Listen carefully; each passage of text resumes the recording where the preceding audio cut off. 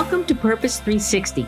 I'm Carol Cohn. And I'm Chris Noble. And we're on a journey to explore the brightest and most innovative minds and initiatives in social purpose. Today, companies and brands must stand for something meaningful. They have to have a social purpose and bring that purpose forward to their employees, their customers, and their community. Each episode, we're talking to leaders at Fortune 100 companies, global brands, social enterprise startups, NGOs, and everything in between. We'll be taking a deep dive to learn how they are integrating purpose into their organizations to benefit both business and society for enduring impact.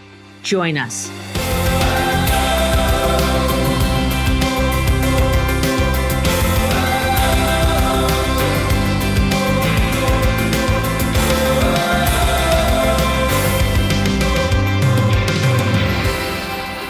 Welcome to Purpose 360.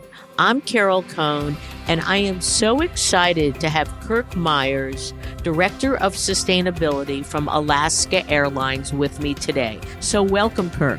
Thank you, Carol, and thank you so much for the chance to share a bit about what we're doing here at Alaska. Alaska is now, as I've done my research for this podcast, it's become one of my top 3 favorite companies.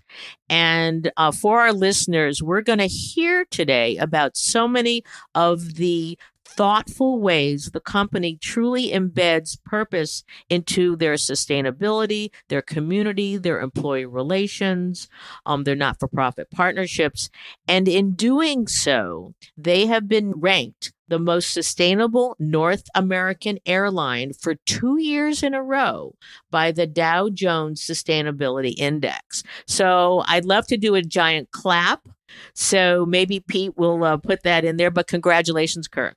Thank you. Thank you, Carol. And it's, as I've been a recent addition to Alaska, the foundation and the work and the ethics and the values of our employees over so many years, I'll talk about it more, but it's absolutely the foundation for how we've done what we do. You are an amazing company with deep values that emanate from being birthed in Alaska. So we'll get into that. Just a few facts for our listeners. You were founded in 1932. You fly to over 115 destinations. You have 22,000 employees and rough and tough. And you fly about 44 million passengers in fiscal year 18. So you are a large airline with a tremendous commitment to culture and values. But let's first get started in your background, Kirk. So you've spent a lot of time at REI and then you went on to Alaska. So what were some of the key insights during your career at REI that you brought to Alaska? No, it's a great question. REI is such a fantastic company that has done great things. And I think that kind of the quote that I'll use, actually, I'll steal from my former boss at REI. He's now the executive at the Iron Mountain, Kevin Hagan, who's doing amazing work. But he used a quote that I will gladly take and use again from Archimedes. He said, Archimedes said, "Give me a place to stand and a lever long enough, and I can move the earth." And I absolutely love that quote because I think with purpose-driven companies, there are so many companies, and particularly here in the Pacific Northwest, I think, that have a long heritage of doing the right thing, of this amazing values connection with their employees, living values, and really making those manifest within the things that we do, right? That foundation, that credible place to stand is fantastic. And I think where the next generation of impact is coming from is from those companies that have amazing values, but may be humble about them and about the impacts that they've had. It's about identifying what those biggest levers are. And you just mentioned we have 44 million guests who interact and have a brand experience with Alaska each year. And so that's our big lever, right? And that's so similar to REI, I think, recognizing the power of being the collective voice for millions of members and representing that voice and really recognizing there's not only an opportunity in championing that vision and that impact and that aspect, but also there's a bit of an obligation, I'd argue, that you, as a purpose-driven company, as a consumer-facing company, we have megaphones and platforms to share those values in positive ways and to ask folks to join us and try and I amplify that impact. And I love a quote, which I love to read from Brad Tilden, your CEO. And it's in your sustainability report. And it says, "We care about running a great airline and making a positive impact on the places and people we serve. When we are at our best, we do so in ways that strengthen our business and accelerate our growth." And I want to build on what you said about humble, because what we're finding is that being humble it's a good attribute, but today as citizens and partners really want to do business and provide their hard-earned dollars or work for companies that truly stand for community, the environment, doing the right thing. Being humble is not the best place to be, but you do need others, as you've said, to carry your voice. So we'll get into that in a moment.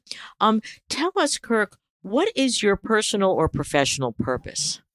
Oh, very simply said, it's to use the power of business to drive positive impact in the world. The question that I use every day, I ask it of other people, I think of it myself, is simply what should be better in the world. And with now that I'm in Alaska, as Alaska Airlines grows and thrives. And so using the power of business and all the different tools and skill sets within that to execute against that and to know the answer to that question and then to figure out how to make that real. That's why I'm here.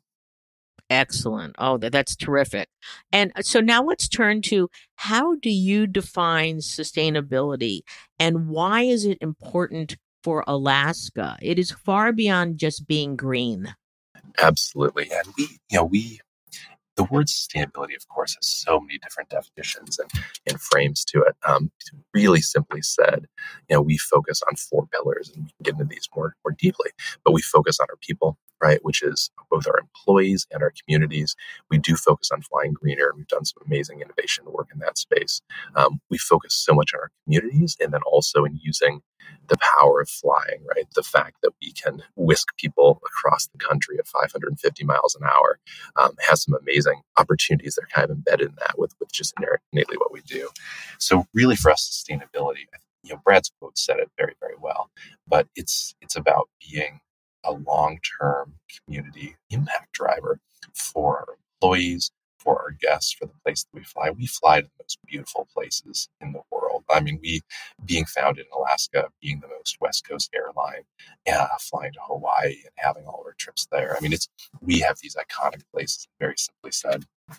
We recognize that the people in those places are our people, and those places are our places. And so that sense of stewardship is so deep within our company. That's wonderful. And we'll get into all of the areas. You have grown. Alaska Air acquired Virgin America in 2016 to form the Alaska Air Group, and that encompasses Alaska, Virgin America, and Horizon Air brands. Mergers and acquisitions between large companies are difficult just to blend the cultures. But when you consider the challenge of integrating sustainability efforts, community engagement, and company culture, it's a huge task. How did Alaska navigate that? And how you seem to be getting it really right? Yeah, it's such a great question. It was before my time here, but being witness to how the work is continuing and how this focus on culture in integration and essentially our employees and how we take what is best about Alaska and how we take what was best about Virgin and bring those together. It's been absolutely fascinating to watch and now to be part of. I think the foundational kind of moment of success, or the foundational tenet of success, is that culture of our employees. And Virgin America had such a strong, unique culture, as well as Alaska. And so Alaska was a little bit more the buttoned up Virgin, right?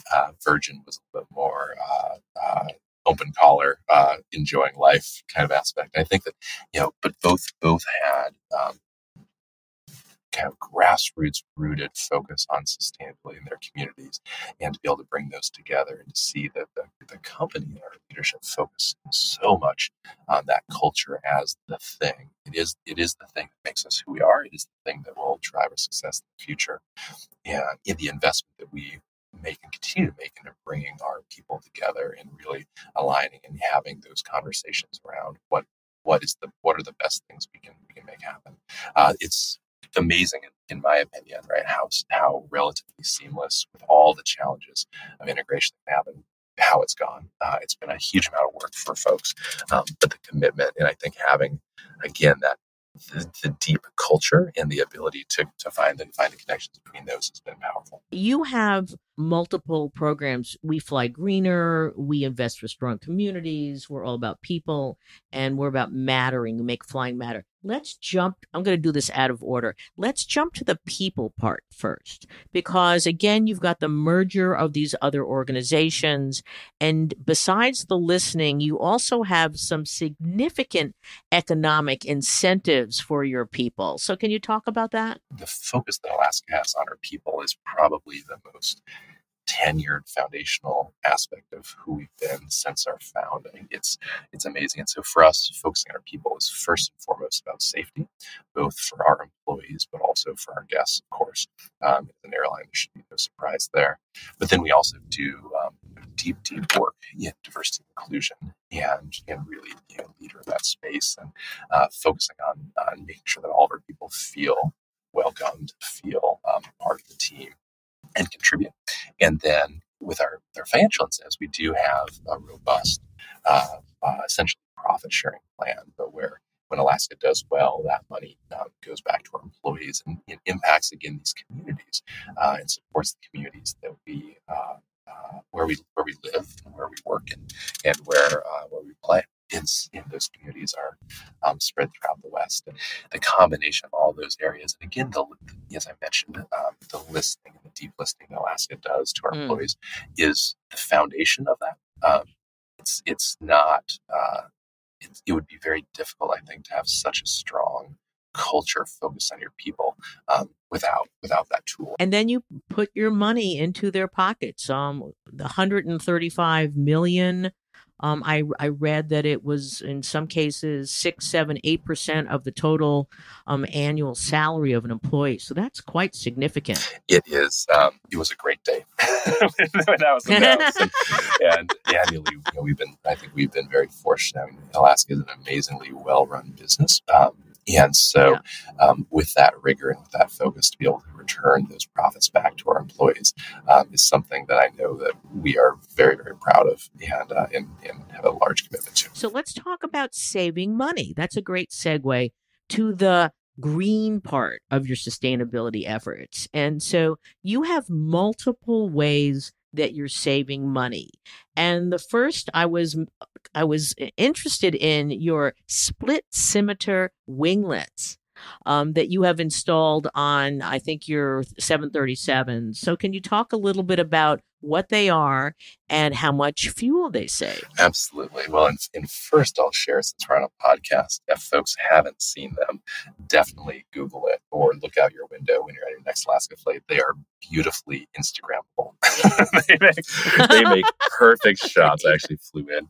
I flew in yesterday from San Francisco and was on the east side of the plane, window seat, and had an amazing view of Mount Rainier with the sun setting, with the split scimitar winglet. It just makes for gorgeous shots. They say that beautiful planes fly well, and I think that's true in this case. So the split scimitar winglets, they are something that we retrofitted on almost all of our 737s. There are a few that structurally we couldn't do, but essentially they improve the fuel mileage, the fuel efficiency of the plane by up to 3 or 4%. And that's a huge, with an airline where we spend about $2 billion a year on jet fuel.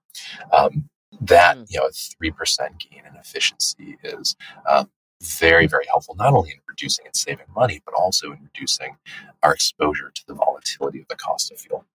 So there's a double win there, right? There's a bit of an insurance policy that we get where we're less exposed, and in those the winglets we on all these planes. We also fly the newest fleet, so we fly very, very efficient 737s mostly, and with our Virgin acquisition, we do have some Airbuses and Airbus Neos, which are very efficient planes. So we really focus deeply on flying, on kind of what we fly, Also on how we fly. So it's not just the physical structure of the engines, the winglets on the airplane. It's also the technology of how we do our approaches. And we pioneered this approach system called RNP, which is required navigation performance. And not only does it increase safety for our airline, flying into some of these very challenging airports in Alaska, but it also decreases our emissions. And just that saves, the RNP approach saves about 1.2 million gallons of fuel per year. Imagine coming in smoothly and coasting in versus a stair step down, and some other aspects to how that works out.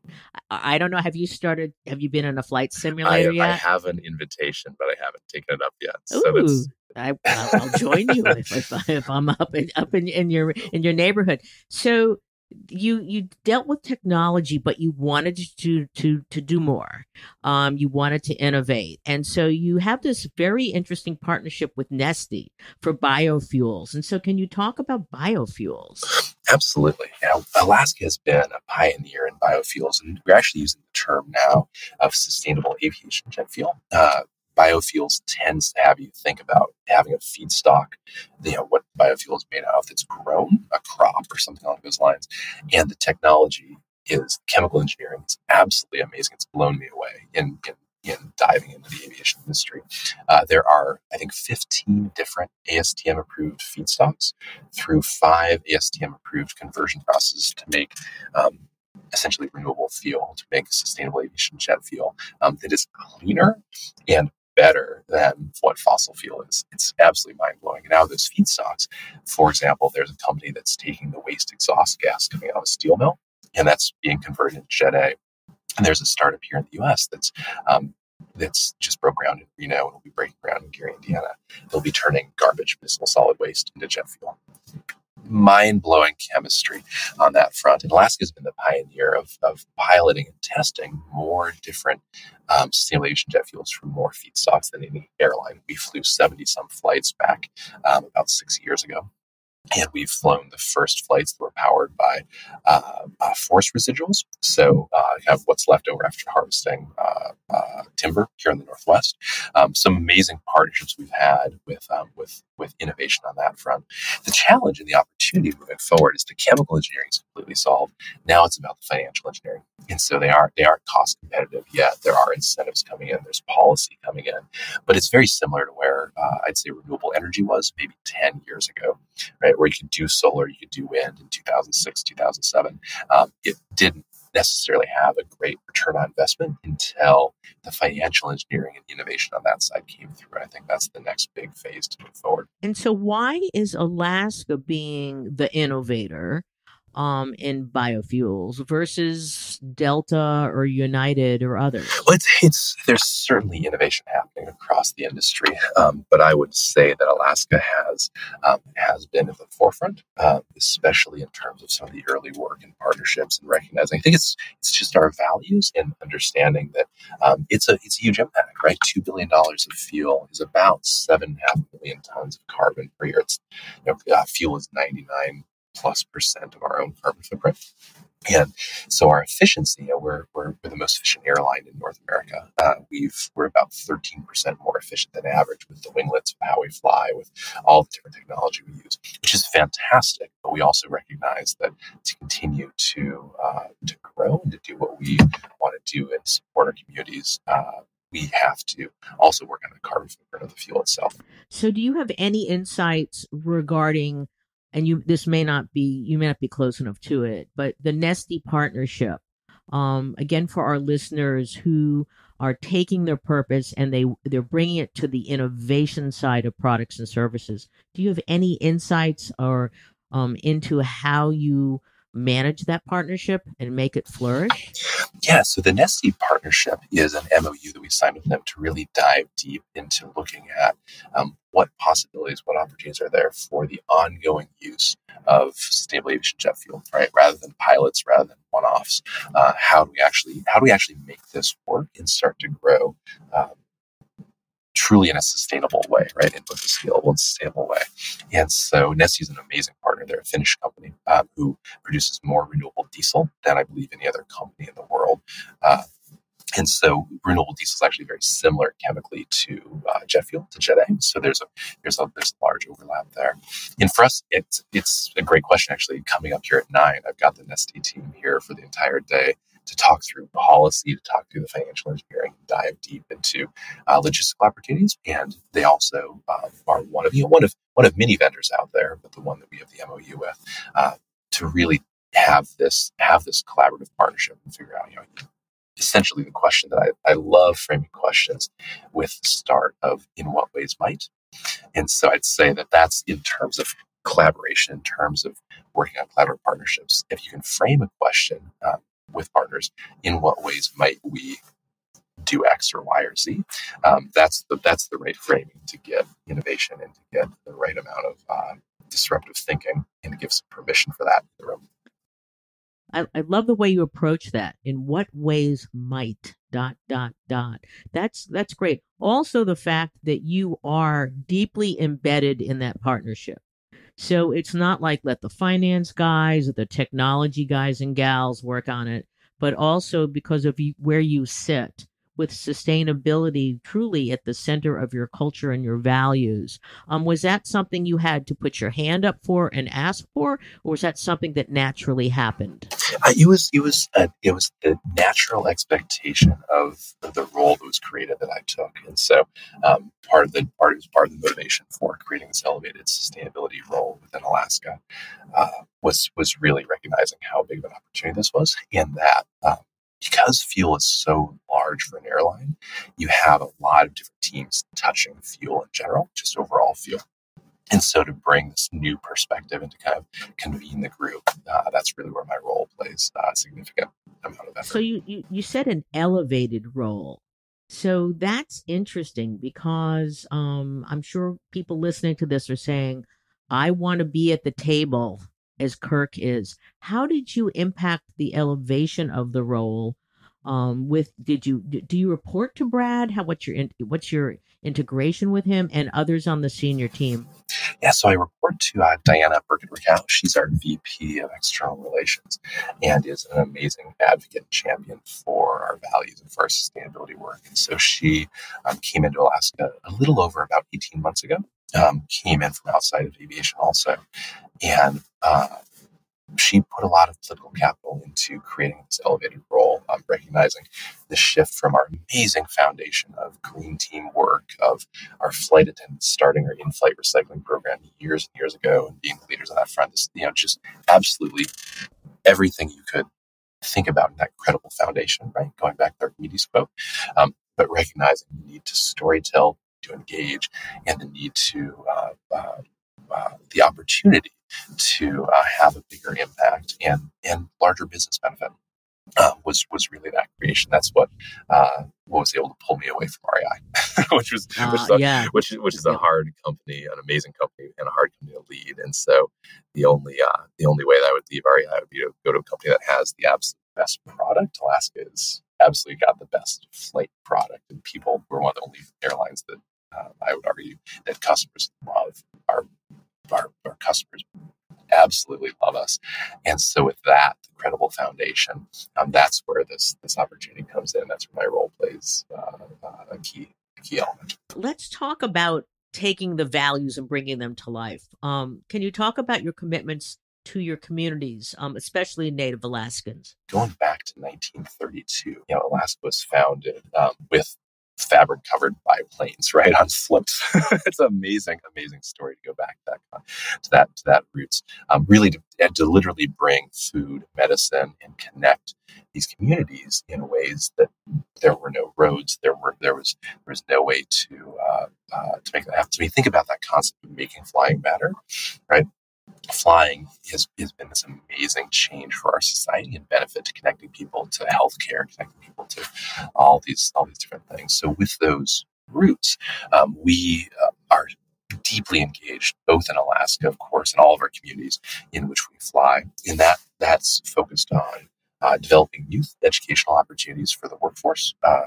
It's also focused on supporting our communities overall in terms of key organizations and amazingly large number of nonprofit partners that we either give flights to or support financially directly. The other side of that is a strong community is not only one that has jobs and opportunities, it's also that economic side of it, right? And having a healthy place to play and live. And so we are very, very proud of all of those 23,000 jobs that we helped create. And I noticed in reading that you also have a program to advance the job levels of your employees. And so it's not just we're going to teach you to do that current job, but that we're going to help you to advance. It's absolutely amazing to step into a company where the tenure here is mind-blowingly long. On my first day, out of the 10 or so people that I met, I believe about 4 or 5 of them had worked for Alaska for more than 30 years. Absolutely amazing. And so the folks who have had that opportunity to grow and have their career ladder kind of elevate with Alaska is fantastic. And even how we work with our pilots, so Horizon, which is more of a regional carrier. Having folks come in, start with Horizon, have a very, very clear opportunity to move up to the mainline Alaska fleet. It's again, it's so foundational to I think who Alaska is and how we think about our people, how we think about opportunities, and how we think about growth. No, it's very impressive, and even also your employee engagement numbers, the percentage that engage are wildly high. Yeah, it's our community. Our community team does amazing work, and I work adjacent to them, and so watching them day in and day out understand who their communities are, I think, is the number one aspect of that, and that's both the employee community, that's the greater community also. So we know Seattle so well. We know what the needs are. We know what the opportunities are. We know who the key players are. And same thing for our Alaska community. Same thing for San Francisco. Same thing for Hawaii, and other places that we go. And so I think that's being so deeply embedded in the community for so long is the asset that we. In the power and the opportunity that we have is we know our communities, and that is both our employees as well as our that broader community. And do you give paid time off to volunteer? We do. Well, we will match volunteering hours. So technically It's not paid time off, but we match volunteering hours with an employee match. We also match donations, and so our employees with the community organizations that they care about, they can either dedicate time or money, and Alaska will match. You're very well known for your Charity Miles program. You might want to explain what that is and how your passengers have been very generous in donating their miles. I'm so glad you brought that up, Carol. It's absolutely amazing to me. So our Charity Miles program is the opportunity for our frequent flyers to donate their frequent flyer miles to one of 10 charities that we've designated, everything from Make-A-Wish to Life Flight, amazing organizations.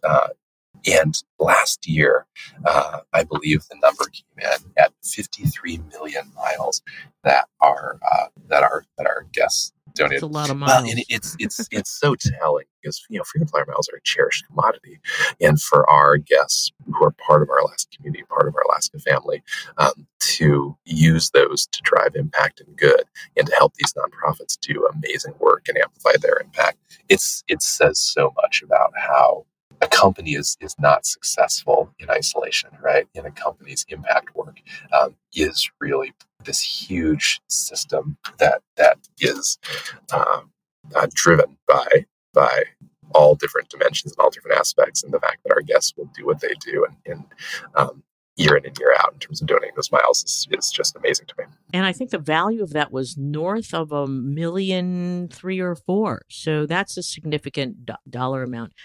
You're doing so many things so well. Can you share, without telling secrets, what's next? That's a great question. I absolutely. And I think at the highest level, we talked about this earlier, where we have been such a company that is wonderfully humble. And for us to be able to tell our story more clearly, to engage, and not just in telling the story, but in the join us message, right? Because we talked about Charity Miles, we talk about our employees donating time and money. Those opportunities are absolutely amazing, and most of our guests and even some of our employees don't know about that. So I think that the employee engagement side, the guest engagement side around telling the story is huge.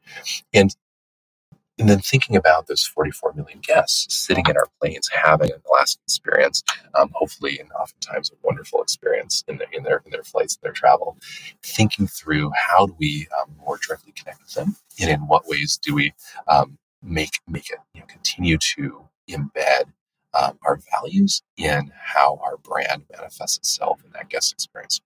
So we, with our in-flight recycling is noticeable. Like our flight attendants who created that program, grassroots, and scaled it, and are absolute champions of the best in-flight recycling program in North America, if not in all of aviation. It's amazing.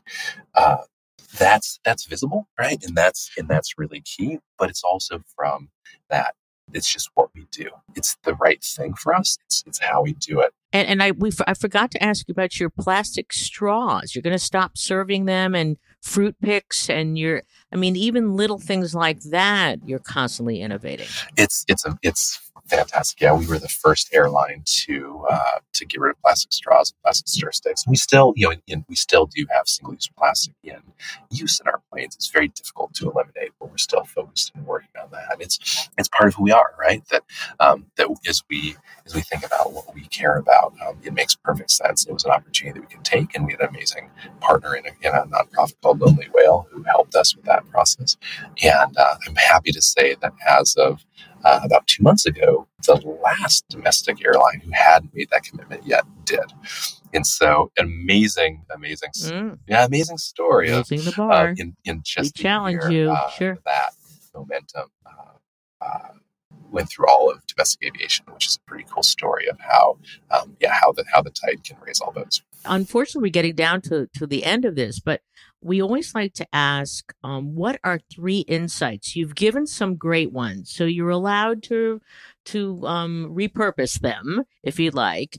But to colleagues who are on their purpose journey and they want to be more like Alaska, they want to be green, they want to be community oriented, they want to be people oriented, they're employees, they want to innovate. So what are your 3 insights you'd like to share? One thing I haven't talked about is, I think as an internal sustainability executive, right, our jobs are fundamentally, in the end, about organizational change, right? It's about helping in reframing what permission we give ourselves as an organization to have impact in the world. And so to do that, I think it's really important to remember that everybody in your organization is a holistic person, has both a business mind, has a head, also has an amazing heart of values. And sometimes those in different organizations in different ways, some of those get masked. The heart may be masked a little bit more. Those values may be set aside. But they're always there. And so remember that you're interacting with people, and it's you have to have the business case, but there is a reason why we all do what we do, and connecting and resonating with that makes a huge difference. So I'd say that's the first thing is to just simply ask the question as you're doing your work of the person sitting across from you. Just ask, what does sustainability mean to you? And listen. And that is an amazingly powerful way of understanding where someone is coming from and how, if sustainability to them is about their kids' future and their education, their kids' school, fantastic, right? If it's about the environment, great. If it's about economics, right? If it's about jobs, fantastic, right? That's illuminating. So that'd be the first thing. And then I would say, I'll repeat the Archimedes quote, right? Give me a place to stand and a lever long enough, and I can move the earth. And always be asking and looking and thinking about what your biggest levers are. And oftentimes they may not be what a materiality assessment or a carbon footprint shows you, because they may be a way to connect with hearts, and they may be a little bit less metrics-based. So I'd say that's the second thing. The third thing, and this is a little bit of as a longtime advocate and career person in sustainability, take care of yourself. Sustainability. Oh, that's a good one. We have jobs where I think many of us always go home just a little bit disappointed because you know how much more opportunity if you had just worked a little harder or just done a little bit more, right? And so I'd say making sure that you focus on your own personal development, centeredness, and take time to recharge when you can. I do that outdoors myself. I'll be an advocate for it. That's your REI roots. There's some deep roots there. Oh, that's great. You can go for 4 if you like. No matter what organization you're in, there is opportunity. And whether you have a named sustainability role or not, some of the most impactful work that I've seen has been from, say, a packaging engineer who also is a deep sustainability advocate back in my time at REI, or through a finance person, an accountant, who thinks innovatively about how to capture a bigger picture of financial value than what we might do today. So those are the superheroes in sustainability, right? I truly believe that sustainability accounting will save the world, and yes. And I know that every accountant out there has quite felt that way, and so closing that gap, I think, is part of how we move forward. I know that CCP is doing that, and they just renamed themselves. They were originally 20 years ago when they were founded by Paul Newman and John Whitehead from Goldman Sachs. They were the Committee Encouraging Corporate Philanthropy. 20 years later, they're now Chief Executives for Corporate Purpose. That's fantastic. Yeah, and they just had their board meetings with 60 CEOs, and they're addressing also the financial side of it. So I think that to our listeners out there, there's tremendous change going on in the kind of work we do.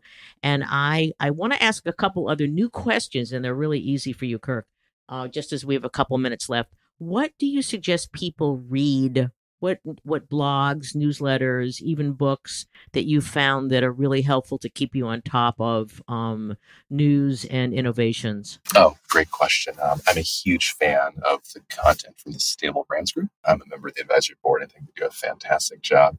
As you both are, absolutely, yeah. Carol. And I think that I find, I guess I'll answer your question a little bit differently. I find myself going back to some of the kind of canon of sustainable business books, so going back to some of Paul Hawkins' early work. Other things, I find myself doing that a lot right now. Maybe it's because I'm in a new role, but I think that regrounding as the field's expanded, regrounding into some of that amazingly powerful early thinking around Cradle to Cradle, around Paul Hawkins' work. That's those types of things actually they're evergreen. And the concepts are amazingly powerful. So I find myself going both towards the future and also backwards a bit. You talked about communications and making sure you're doing well communicating to your employees, but getting it to the general public. Not just your passengers, but trying to convince others, maybe I won't book on United. Maybe I'll book on Alaska because they stand for XYZ. Any tips regarding making sure those communications flow through? Oh, such a great question. I think that so many companies face the same kind of challenge / opportunity. For us, we're still working through that. It's a big part of my role. And we've got an amazing microsite. If you haven't gone to it, for your listeners, it's flysustainably.com. The real secret that we're looking at is how do we integrate it into the guest experience. So it's part of just when you fly Alaska, you have these engagement points that you can dive into more deeply if you choose to. And so there are a lot of ways that one could do that, and we're looking at many of those to figure out how to make that happen. Great. Well, you have been a phenomenal guest, and I truly understand, and I hope our listeners do, why Alaska, for the second year in a row, was ranked the most sustainable North American airline. And with you at the helm as Director of Sustainability and all of the cross-functional integration and your passion and also your commitment to take care of yourself so you don't burn yourself out, because, it is an endless journey, that Alaska, we're expecting really, really continually great things. And now when people ask me who are some of the favorites, Patagonia is one and REI is one and Unilever, but now Alaska joins my best favorites list. So thank you so much, Kirk. And thank you to our listeners. And by the way, I want to put a plug in for our own newsletter. It's called Purposeful Connections. It's got lots of great links and information.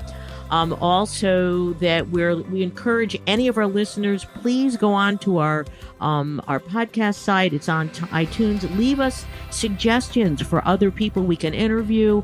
How do we get better? We always want to be better, because my purpose for over 30 years has to elevate everyone's purpose, whether they're a business, whether they're students, because that's what capitalism needs to grow, and that's what our planet and our people need to grow and thrive. So thank you so much, and I will end with the question today: what is your purpose?